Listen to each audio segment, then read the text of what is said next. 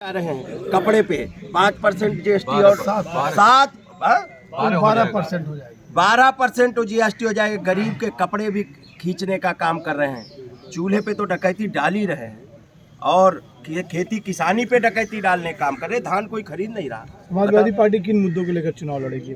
Samajwadi party सदैव उत्तर प्रदेश की तरक्की के मुद्दे रहे हैं और तरक्की करके दिखाई है। उत्तर प्रदेश में जितना विकास दिखाई पड़ रहा है वो माननीय अखिलेश यादव जी का दिखाई पड़ रहा है।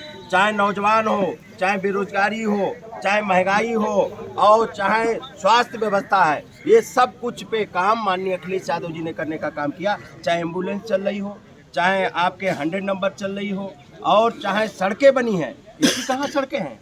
मैंने तो देख लिया, ये तो गोरखपुर के बगल का क्षेत्र है। अरे गोरखपुर में भी देख के आए, सड़कें नहीं हैं। 5 साल में 5 मंजिल बिल्डिंग नहीं दिखा सकते हैं जो योगी जी ने बनवाई हो। इनको अगर कोई उद्घाटन भी करना पड़ रहा है तो माननीय अखिलेश यादव जी के काम का उद्घाटन करना पड़ रहा है। बताओ, आप निषाद और बिरादरी में भी गए थे मेहदावल, क्या वहाँ माहौल लग रहा है? और यहाँ पे संजय निषाद का पकड़ भी बहुत ज़्यादा है। कोई पकड़ नहीं है, यही तो भ्रम दूर हो गया। इस बार रैली जो हुई वहाँ लखनऊ में कि निषादों को ले गए थे बीजेपी और निषाद पार्टी का, दोनों का भ्रम दूर हो गया और जनता को जो गुमराह करते थे वो सच्चाई सामने आ गई। ये तो अच्छा हुआ रैली हो गई और निषादों ने वहीं उनकी मीटिंग में विरोध करने का काम किया और निषादों ने पार्टी छोड़ दी। सब निषाद समाजवादी पार्टी के साथ में आ गए क्योंकि निषादों का सम्मान अगर किसी ने किया है तो वो समाजवादी पार्टी है। चाहे फूलन देवी को सांसद बनाने का काम किया हो, चाहे रिहा कराने का काम किया हो, चाहे आरक्षण लागू करने का काम किया हो और चाहे इनके महापुरुषों के नाम पे छुट्टी करने का काम किया हो और योगी आदित्यनाथ ये और मछुआ आवास देने का काम और योगी आदित्यनाथ से सब छीनने का काम किया। अब इनकी भी गद्दी ये कश्यप, निषाद, मछुआरे और निषाद समाज के लोग छीनने का काम करेंगे। योगी आदित्यनाथ का कहना है कि पूर्ववर्ती सरकार में गुंडे और माफिया सत्ता का संचालन करते थे। इसके ऊपर क्या? अब तो ये गुंडों की सरकार है बीजेपी की।